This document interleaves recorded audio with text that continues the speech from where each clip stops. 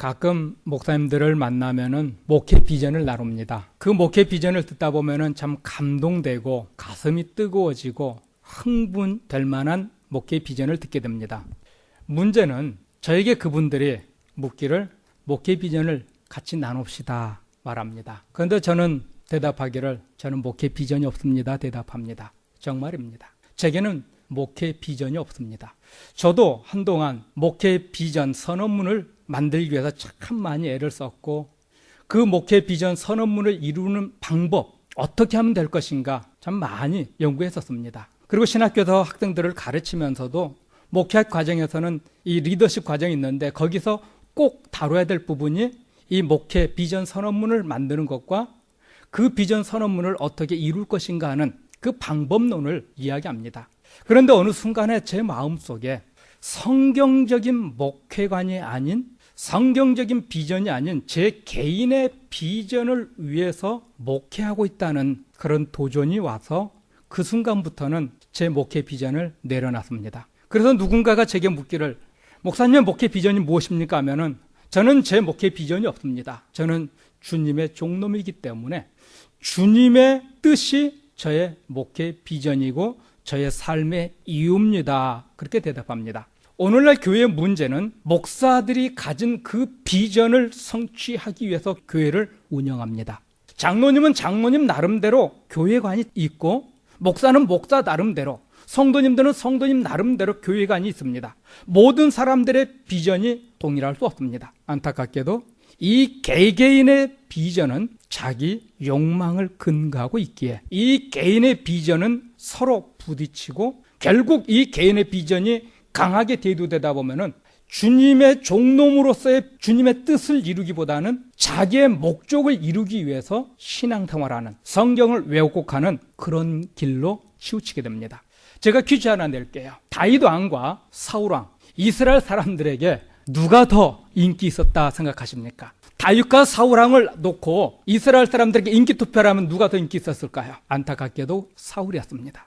사울이 하나님께 버림을 받고 다윗이 왕이 되었습니다. 사울이 죽은 후로도 7년 동안 이스라엘 백성들은 다윗을 왕으로 인정하지 않았습니다. 그리고 다윗이 왕으로 통치할 때 그 아들 압살롬이 반역을 하니까 이스라엘 사람들 어떻게 합니까? 한순간에 다 압살롬 편에 서버립니다. 다윗은 인기 없었어요.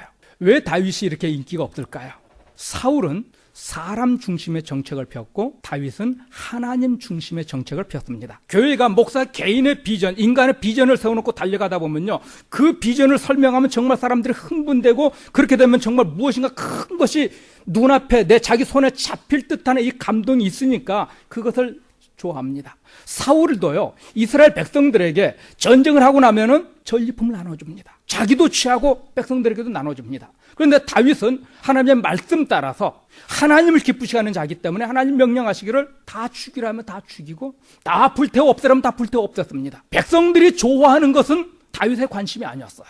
오직 하나님이 원하시는 것이 다윗의 관심이다 보니까는 백성들은 다윗보다는 사울이 더 좋았습니다. 사울은 이스라엘 백성들의 주머니를 든든히 채워줬고 이스라엘 백성들의 소리에 귀를 기울여줬고 그들이 원하는 것을 해줬습니다. 반대로 다윗은 이스라엘 백성들이 뭐라 떠들든 뭐라 요구하든 그것엔 관심이 없고 오직 하나님이 이스라엘에게 다윗에게 원하는 것이 무엇인가 여기에 집중을 했습니다. 그래서 이스라엘 백성들에게 다윗이 인기가 없었습니다. 그러나 다윗은 그 소리 듣지 않았습니다.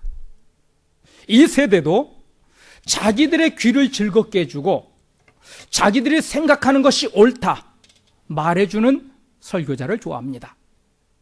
이스라엘이 바벨론의 포로로 끌려갔던 이유 중에 하나가요, 이스라엘은 자기들의 욕망을 성취하기 위해서 하나님을 섬겼습니다. 하나님을 섬기기 위해서 자기들의 것을 부인하고 주님을 따르는 자들이 아니라 자기들의 욕망을 채우기 위해서 신앙을 가졌습니다. 하나님을 통해서 부유함도 꿈꿨고 하나님을 통해서 건강도 꿈꿨고 하나님을 통해서 세상 많은 나라들에게 떵떵거리는 부국을 꿈꿨습니다. 하나님께서는 이스라엘 백성들을 정의로운 삶을 요구하고 있는데 그들은 자신의 욕망을 위한 한 수단과 방법으로 신앙을 선택했습니다. 그래서 그들은 출세하고 성공하고 더 많은 부유함을 성취하기 위해서 예배도 드렸고 특별 예배도 했고 11조도 했고 봉사도 했고 하나님 성전에 와서 많은 일들을 했습니다. 그런데 하나님께서는 그들을 바벨론에 멸망당하게 하고 포로로 70년간 끌려가 죽을 고생하게 합니다. 오늘 본문의 말씀은 이스라엘을 이렇게 자기 욕망을 위해서 하나님을 찾았던 자들을 징계하신 후에 그 이스라엘을 회복하기 위해서, 구원하시기 위해서 이제 바벨론을 멸망시킬 것이다, 바벨론을 심판하실 것이라는 이 말씀을 주고 계십니다. 바벨론의 포로로 끌려가 있는 이스라엘 백성들에게 이제 그 때가 되었으니까 지금 그 환경에 지배당하지 말고 절망하지 말고 여호와 하나님의 약속을 믿고 하나님만을 의지하게 하기 위해서 오늘 47장을 기록합니다. 하나님께서 바벨론을 이렇게 강한 나라, 큰 나라로 세우셨던 것은 이스라엘이 하나님의 공의를 실천하지 않았기 때문입니다. 방금 말씀드렸던 것처럼 더 큰 부유함을 위해서 우상 숭배도 했고 하나의 신을 섬기는 것보다는 더 많은 신을 섬기는 것이 좋으니까 우상과 하나님을 함께 섬기는 그런 자들이었습니다. 그런 자들을 심판하시기 위해서 바벨론을 사용하셨는데 이 바벨론은 하나님께서 이스라엘을 심판하는 도구로 사용하셨다는 이 사실을 잊어버리고 있습니다. 그래서 바벨론은 하나님이 정하여 주신 이 경계선을 넘어서 이스라엘 사람들을 짓밟고 잔악하게 대우합니다. 그래서 하나님께서는 바벨론을 심판하겠다 말씀합니다. 바벨론은 하나님의 심판의 도구였다는 이 사실에서 머물렀어야 되는데 스스로 교만해질 뿐만 아니라 나중에는 스스로를 하나님보다 더 높은 곳에 세우는 이런 교만의 죄까지 범했습니다. 하나님께서 바벨론에게 아수르를 멸망시키고 주변에 있는 약 100여 개의 크고 작은 나라를 정복할 수 있는 힘을 주셨던 것은 하나님이 인류 역사를 운행하시는 운행자고 통치자라는 것을 친히 보여주셨는데도 그들은 눈으로 하나님의 그 크고 위대하심, 세상을 통치하시는 통치자이심을 보면서도 하나님 앞에서 지금 스스로 자기는 하나님보다 더 높다 까불고 있습니다. 1절이요. 처녀딸 바벨론이여 내려와서 티끌에 앉으라. 딸 갈대하여 보좌가 없어졌으니 땅에 앉으라. 내가 다시는 곱고 아리답다 일컬음을 받지 못할 것임이라. 여기서 처녀라는 말은요, 남자에게 몸을 한 번도 허락하지 않은 여자를 처녀라 그러죠. 이처럼 바벨론을 가르쳐서 처녀라 말하고 있는 것은 다른 민족에게, 다른 나라에게 단 한 번도 공격을 당하지 않고 정복을 당하지 않고 노략을 당하지 않았다는 것을 강조하는 말입니다. 이 바벨론은 하나님께서 힘을 주시니까는 세상 그 어떤 나라에게도 한 번도 침략을 당하지 않은 그런 나라였습니다. 그런 나라가 어떻게 되는지 보죠. 2절 3절입니다. 맷돌을 가지고 가루를 갈고 너울을 벗으며 치마를 걷어 다리를 드러내고 강을 건너라. 내 속살이 드러나고 내 부끄러운 것이 보일 것이라. 내가 보복하되 사람을 아끼지 아니하리라. 2절에 보면은 나라가 망해서 포로로 끌려가는데요, 맷돌을 가지고 가루를 간다는 이 말은 노예들이, 특별히 여자 노예들이 곡식을 가는 그 모습을 기록하고 있고요, 또 강을 건너기 위해서 치마를 걷고 다리를 드러내서 속살이 드러나고 부끄러운 것을 보일 것이라. 이 말은요, 여자들의 가장 수치스러운 하체까지 다 드러나게 하는 그런 치욕을 당하게 할 것이다, 그 말씀입니다. 왜 하나님께서 이 바벨론을 이런 치욕을 당하게 하십니까? 한 번도 다른 나라에게 정복당한 적이 없는 처녀와 같은 그 나라가 이렇게 철저히 짓밟히는 그 이유가 무엇입니까? 그 이유는 그들의 죄였습니다. 또 두 번째 이유는 이스라엘을 구원하기 위함이었습니다. 궁극적으로 이스라엘을 구원하기 위해서 바벨론에게 이런 수치를 주시는데, 바벨론이 잘하고 있는데도 수치를 주시는 것이 아니라 그들의 죄악 때문임을 성경은 말하고 있습니다. 먼저 바벨론의 죄악이 무엇인지 보지요. 6절 7절입니다. 전에 내가 내 백성에게 노하여 내 기업을 욕되게 하여 그들을 내 손에 넘겨주었거늘 내가 그들을 국률히 여기지 아니하고 늙은이에게 내 멍에를 심히 무겁게 메우며 말하기를 내가 영영이 여주인이 되리라 하고 이 일을 내 마음에 두지도 아니하며 그들의 종말도 생각하지 아니하였도다. 아멘.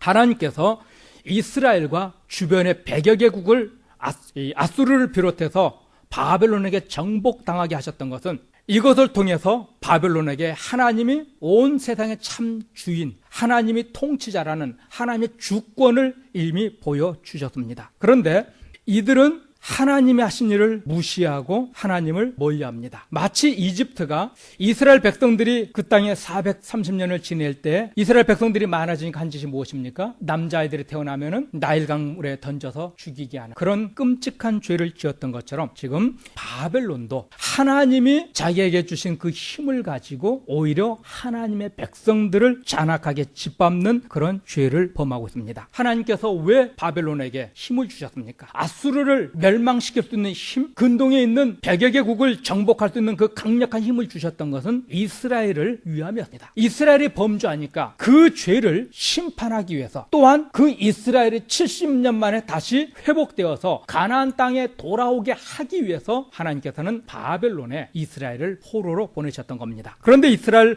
백성들을 포로로 잡아간 그들은 하나님이 왜 그들에게 그런 힘을 주셨는지에 대해서는 생각하지 않고 단순히 자기들의 힘이 있어서 능력이 있어서 그렇게 된 것처럼 생각하고 포로로 잡아온 자들을 잔인하게 다루고 있었습니다. 하나님께서는 비록 이스라엘 백성들의 죄 때문에 그들을 징계하고 그들을 바벨론의 포로로 보내셨지만은 하나님께서는 바벨론에게 정한 경계가 있었습니다. 포로로 잡아간 거기까지였습니다. 국류를 베풀는 이 삶을 그들에게 요구했습니다. 이스라엘 백성들이 잡혀갔을 때 하나님께서 그들에게 말합니다. 내가 그들을 국률이 여기지 아니하였다. 바벨론 사람들은 이스라엘 사람들에게 인간으로서 가져야 될 최소한의 이 자비함도 없었습니다. 하나님은 이스라엘에게 한 행위를 하나님 자신에 대한 반역 행위로 보고 있습니다.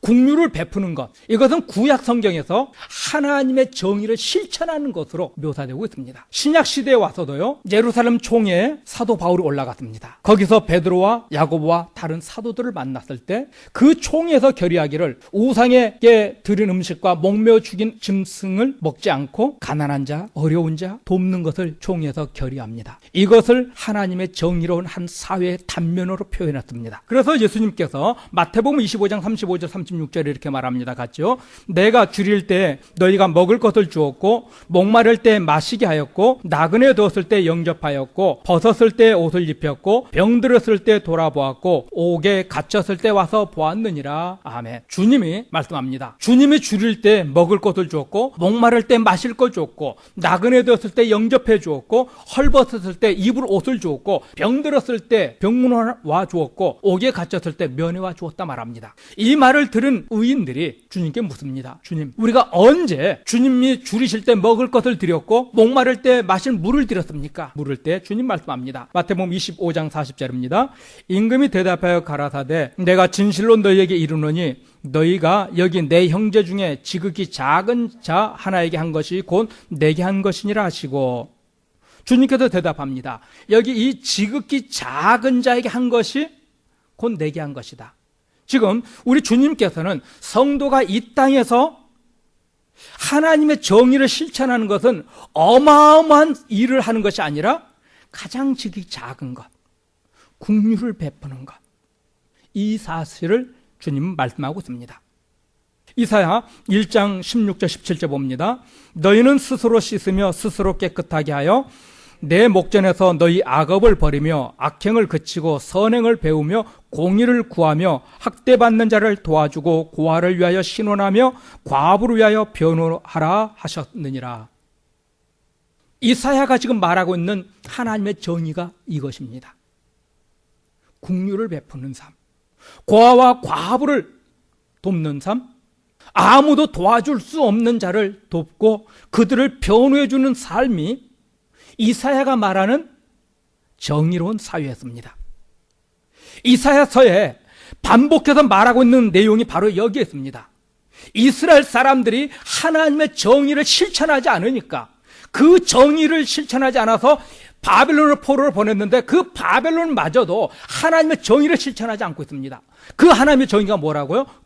긍휼을 베푸는 삶이요. 하나님께서 이스라엘에게 원하셨던 정의로운 삶은요, 우리가 생각하는 그 어떤 어마어마한 그 일을 하는 것이 아니라 지극히 작은 긍휼을 베푸는 이 사건부터 시작됨을 성경은 말하고 있습니다.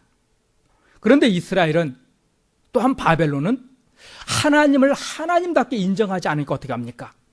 자신의 왕으로 인정하지 않으니까 어떻게 합니까? 이사야서 5장 8절입니다. 가옥에 가옥을 더하며 전투에 전투를 더하며 빈틈이 없도록 하고 이 땅 가운데서 홀로 거하려 하는 그들은 화 있을진저. 무슨 말씀이냐면은 이스라엘은 하나님의 정의를 위해서 어떻게 살랍니까? 가난한 자를 돕고 고아와 과부를 돕고 이 땅의 모든 사람들이 하나님의 법 앞에 공평하게 설 수 있도록 하라 말씀했는데, 이스라엘 사람들은 가옥에 가옥을 연회했다는 이 말은 자기 집에 한 채 있으면 옆집을 계속 사 들어가는 겁니다. 전투에 전투를 더했다는 말도 자기 땅이 있으면 옆에 있는 땅을 점점점 사가지고 모든 땅을 다 자기 것, 그 지역의 모든 집을 다 자기 것으로 만들었답니다. 이것을 이사야는 하나님의 공의를 버린 짓이라 해서 이것 때문에 이스라엘이 멸망했음을 성경은 말씀하고 있습니다. 그런데 이 바벨론도 하나님의 공의, 이 하나님의 정의를 또다시 버렸습니다. 이스라엘 백성들을 불쌍히 여기고 긍휼을 베풀고 많은 나라에서 포로로 잡아온 자들을 불쌍히 여기고 긍휼을 베푸는 것이 하나님의 정의였는데 이 정의를 바벨론 왕도 짓밟아 버렸습니다. 이스라엘도 바벨론도 하나님의 정의를, 하나님을 인정하지 않으니까 하나님의 말씀에 전혀 순종할 수 없었습니다. 사랑하는 성도 여러분, 우리가 살면서 개인의 어떤 실수 또 어떤 죄로 인해서 사람들에게 비난당하는 사람들을 볼 수 있습니다. 어려움 당하고 있는 사람들을 많이 보게 됩니다. 그 비난의 대열에, 손가락질을 하는 대열에 서지 않길 바랍니다. 성경은 말합니다. 원수가 넘어짐을 기뻐하지 말라고요. 그러면은 원수가 넘어지듯이 너희도 하나님이 넘어뜨릴 것이다 말씀하셨습니다. 여러분의 원수가 그들의 죄로 인해서 많은 사람들에게 손가락질하고 비난당할 때요, 우리는 그리스도의 사랑을 가지고 그들에게 따뜻한 식사 한 끼 대접할 수 있는 이런 믿음의 사람 되기를 원합니다. 그들에게 따뜻한 커피 한 잔 주고 그들을 손을 지그시 잡아줄 수 있는 이런 믿음이 있기를 원합니다. 잘못한 사람 비난하는 거 누구나 할 수 있습니다. 그러나 그들의 벗이 되어주는 것은 오직 하나님을 인정하는 자만 할 수 있습니다. 주님이 죄인들의 친구로 오셔서 죄인들과 함께 식사하시고 그들과 함께 하셨던 그 모습, 그것이 우리 그리스도인의 삶의 모습입니다. 이사야는 이것을 하나님의 정의로운 나라로 지금 규정하고 있습니다. 이스라엘이 가난한 자와 고아와 과부, 헐벗은 자를 돕지 않고 자기의 힘을 위해서, 부유함을 위해서 그들을 오히려 짓밟을 때 하나님께서는 그들을 하나님의 정의를 버린 자들이라면서 책망하셨을 뿐만 아니라 결국 나라를 망하게까지 하셨던 것처럼요. 사랑하는 성도 여러분, 우리의 삶 속에서 하나님의 정의가 회복되기를 원합니다. 원수를 향한 긍휼을 베풀기를 원합니다. 성경은 말합니다. 원수를 어떻게 이기라고요? 그들의 머리에 숯불을 쌓으라 합니다. 선으로 악을 이기라 합니다. 원수의 머리에 숯불을 쌓는다는 말은 무엇입니까? 지글지글 끓는 숯불을 대서 머리를 다 태워 죽이라는 말입니까? 아니요. 그렇게 성경을 해석하는 사람이 있습니다. 이 원수의 머리에 숯불을 쌓으라는 말은요, 그 2000년 전에 불씨가 꺼지면 어떻게 합니까? 우리도 과거에 한국에서 부모님, 어머님 세대들 연탄불 꺼지면 옆집 가서 불씨를 얻어오듯이 불씨를 얻으러 가면은요, 그 사람들은 이렇게 들고 가지 않고 머리에 일고 다녔습니다. 그 불씨, 그들의 피로를 넉넉히 채워주라는 그런 말이었습니다. 성경은 우리에게 공의를 실천하라, 하나님의 정의를 실천하라고 말하고 있는데 우리는 하나님의 정의를 철저히 짓밟고 외면합니다. 내 감정이 내 삶의 기준이 되고 있기 때문에요. 하나님께서 바벨론을 책망하신 이유가 바로 여기 있습니다. 이스라엘에게 긍휼을 베풀지 않으니까요. 그래서 바벨론을 또한 멸망시킬 것이다 말씀합니다. 7절에 보면은 이 일을 내 마음에 두지 아니하였다는 말씀을 두고 있습니다. 바벨론이 하나님의 주권을 인정하지 않았다는 겁니다. 하나님의 주권을 인정하지 않으니까는 당연히 긍휼을 베풀 수가 없습니다. 하나님의 정의에 대해서 관심을 가질 수가 없었습니다. 죄는 항상 하나님과의 관계 속에서 생각하기 바랍니다. 바벨론이 타락하고 이스라엘이 범죄했던 것은 하나님을 떠났기 때문입니다. 그래서 로마서 1장에서 뭐라 말합니까? 하나님을 버리니까 하나님께서 그들의 버려진 형상 그대로 두니까는 그들에게서 수많은 죄악들이 쏟아져 나옴을 말씀하고 있습니다. 사랑하는 성도 여러분, 바벨론이 긍휼을 베풀지 못한 것은 하나님을 버렸기 때문입니다. 여러분의 삶 속에서 긍휼이 나오지 못하고 있고 미움이 가득 차고 있다면요, 빨리 회개하셔야 합니다. 하나님의 사람은 긍휼을 베풀 것이고 사랑을 실천할 것입니다. 또 7절에 보면은 바벨론이 하는 말이 나는 영영이 모든 나라의 여주인이 될 것이다 말합니다. 그런데 하나님께서 그 바벨론에게 말씀합니다. 하룻밤 사이에 내 남편도 죽고 내 자식도 다 죽을 것이다. 그렇게 말씀합니다. 이 바벨론이 어떤 자였기에 하나님께서 이렇게 심판하십니까? 바벨론 왕이 하는 말이 8절에 보면은 나 외에 다른 이가 없도다. 10절에도 나 외에 다른 이가 없도다. 그렇게 말합니다. 이 말씀은 구약 성경에서 수없이 반복되었던 말인데요, 하나님이 하셨던 말씀입니다. 하나님이 특별히 이사야 45장에는 8번씩이나 또 46장에는 2번씩이나 또 오늘 47장에도 하나님께서 나 외에 다른 이가 없느니라 하셨던 이 말씀을 지금 바벨론 왕이 짓거리고 있습니다. 이사야 14장에 보면은 바벨론 왕들은 스스로를 가리켜 아침의 아들 계명성이라 합니다. 또한 그들은 말하기를 북극 지폐 거기에서 바벨론 왕은 가장 높은 곳에 보좌를 놓고 앉을 것이다 말합니다. 성경에서 계시를 보면은 아침의 계명성이라는 말은 예수 그리스도를 지칭하는 말입니다. 그런데 바벨론 왕이 스스로 아침의 계명성이라 말하는 것은 그리스도와 같은 자라 말하는 것이고요, 북극 지폐에 가장 높은 의자를 놓게 보좌를 놓고 앉겠다는 그 말은 당시 중동의 근동의 사상은 가끔 신들이 북극 어느 한 산에서 모든 신들이 모여서 회의를 한다 생각했습니다. 그럴 때 신들의 서열에 따라서 그 보좌가 높고 낮는데 바벨론 왕이 가장 높은 곳에 앉겠다는 이런 교만을 이야기하고 있습니다. 그래서 하나님께서 그들의 교만을 꺾기 위해서 한순간에 그들을 다 죽일 것이다 합니다. 또 8절에 보면은 바벨론의 사치 때문에 그들을 심판하실 것이다 합니다.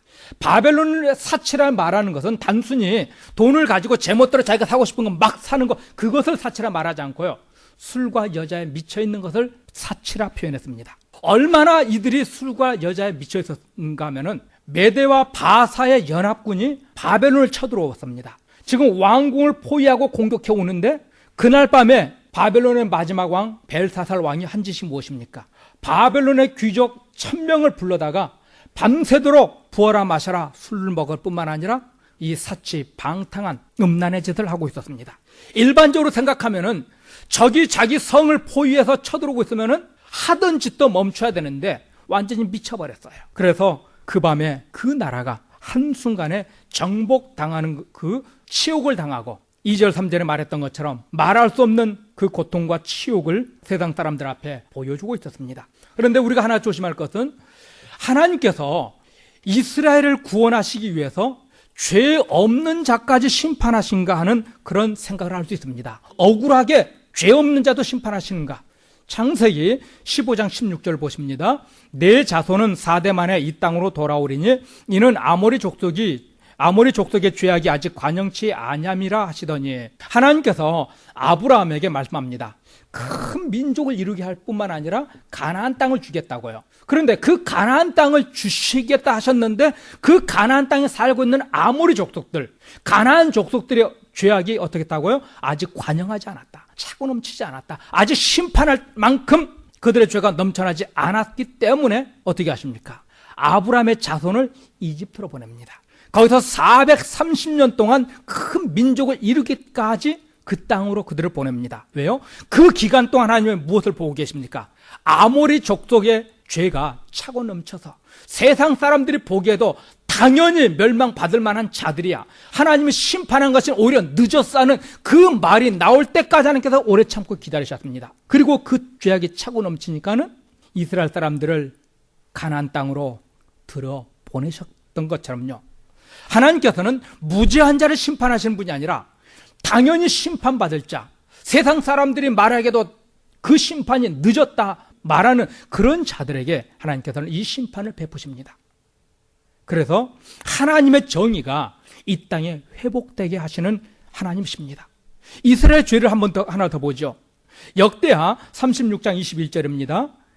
이에 토지가 황폐하여 땅이 안식년을 누림같이 안식하여 70년을 지냈으니 여호와께서 예레미야의 입으로 하신 말씀이 이루어졌더라. 아멘. 이 말씀은 어떤 말이냐면요, 이스라엘 백성들이 왕정시대에 들어와 가지고 490년 동안 안식년을 지키지 않았습니다. 7년에 1년씩 안식년을 지키라고 그랬죠. 490년을 안식년을 안 지켰으니까는 70년이라는 이 안식년을 안 지켰습니다. 그래서 어떻게 합니까? 70년 동안 바벨론 포로로 보내셨습니다. 안식년을 주게 하셨던 것은 땅이 안식할 뿐만 아니라 이스라엘 백성들이 하나님의 통치, 하나님의 정의를 실천하게 하는 한 방편이었습니다. 안식년을 안 지켰으니까 당연히 희년도 안 지켰습니다. 희년을 통해서 국류를 베풀고 재산이 한 사람에게 집중된 것을 막으셨고 모든 사람들에게 또다시 공평히 매 50년마다 다시 되돌려 주셔서 하나님의 정의가 구현되는 이 땅의 삶을 요구하셨는데 이스라엘 사람들 어떻게 하셨습니까? 하나님의 안식년도 희년도 안 지키니까 하나님께서 강제로 70년간 포로로 보내서 하나님의 정의를 하나님이 회복하셨습니다. 이스라엘이 바벨론에 70년을 끌려간 것은 단순히 그들의 죄 때문이야. 예, 맞습니다. 그들의 죄 중에 특별히 어떤 걸 얘기하고 있습니까? 역대하에서는요, 그들이 망했던 것은 하나님의 정의였던 이것을 버렸기 때문에요. 하나님의 정의가 그 땅에 실현되지 않고 하나님의 말씀이 인정되지 않으니까 하나님께서 그들을 바벨론에 70년간 포로로 보내서 하나님의 정의를 하나님의 실천해 내시는 모습을 우리에게 보여주고 계십니다. 이사야 61장 10절 봅니다. 내가 여호와로 말미암아 크게 기뻐하며 내 영혼이 나의 하나님으로 말미암아 즐거워하리니 이는 그가 구원의 옷을 내게 입히시며 공의의 겉옷을 내게 더하심이니 신랑이 사모를 쓰며 신부가 자기 보석으로 단장함 같게 하셨습니다. 이사야가 말합니다. 내가 여호와로 말미암아 크게 기뻐하고 구원의 하나님으로 인하여 즐거워할 것이다 말합니다. 왜요? 하나님이 구원을 이루셨고 하나님께서 공의의 겉옷을 우리에게 입혀주셨답니다.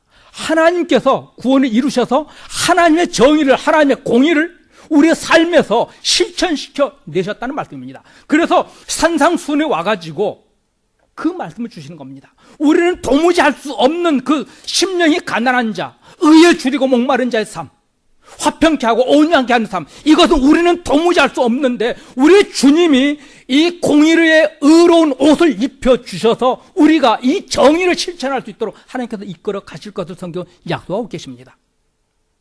이 땅에 얼마나 많은 사람들이 하나님의 정의에 대해서 생각하지 않고 단순히 예수를 믿어서 자기 삶에 목적하는 것을 성취하기 위해서 예수를 믿습니까? 다 가짜들입니다. 이스라엘 백성들이 그랬습니다. 자기의 목적을 위해서 예수를 믿었고 하나님을 믿었습니다. 사랑하는 성도 여러분, 우리는 이 땅에서 작은 정의를 실천해 내셔야 합니다. 국류를 베푸는 삶, 정말 배고파 헐벗고 있는 사람, 그들에게 도넛 하나라도 나눌 수 있는 삶, 그것이 하나님의 정의를 실천하는 것이고 나누는 것입니다. 우리 주님께서는 가난한 자, 헐벗고 병든 자, 죄인들의 친구로 오셔서 좋은 벗이 되어 주셨습니다. 이제 우리에게 그 삶을 요구하고 있습니다. 부탁하셨습니다. 하나님의 정의, 하나님의 정의로운 나라는 바로 그런 것입니다. 완전한 하나님의 그 라이처니스, 완전한 의에는 우리는 도달하지 못하지만은 이 땅에서 하나님의 백성으로서의 정의는요 아주 쉬워요. 작은 사랑을 실천하는 것입니다. 사랑하는 성도 여러분, 여러분의 목적이 신앙생활하는 이유가 안 되길 바랍니다. 얼마나 많은 사람들이 신앙생활하는 목적이 자기의 목적을 성취하기 위해서 신앙을 갖습니까? 여러분의 목적을 위해서 기도하고 헌금하고 예배하는 삶이 아니라 하나님의 뜻을 이루기 위해서 하나님을 인정하는 삶이기에 그런 예배자로 나갈 수 있길 바랍니다. 우리의 목적을 위해서 예배드리고 있고 헌금하고 있고 기도하고 봉사하고 있다면요, 그 사람은 타락한 사람입니다. 부패한 이스라엘이었습니다. 수많은 사람들이 자기의 목적을 위해서 예배하고 기도하고 봉사합니다. 선교지도 갑니다. 아니 목사짓도 하고 있습니다. 그건 부패한 겁니다. 타락한 겁니다. 우리의 목적은요, 하나님을 아는 겁니다. 오늘 6절 7절에 말하기를 바벨론이 하나님을 알지 못했기 때문에 그런 더러운 죄가 나왔지 않습니까? 우리가 하나님을 바로 알 때 하나님의 정의를 실천할 수 있도록 공의의 겉옷인 우리 주님의 그 의로운 옷을 우리에게 입혀주실 겁니다. 우리의 힘이 아닌 우리 주님의 그 의로우신 그 힘으로 이 땅에 하나님의 정의를 이루어가게 됨을 믿습니다. 같이 기도합니다.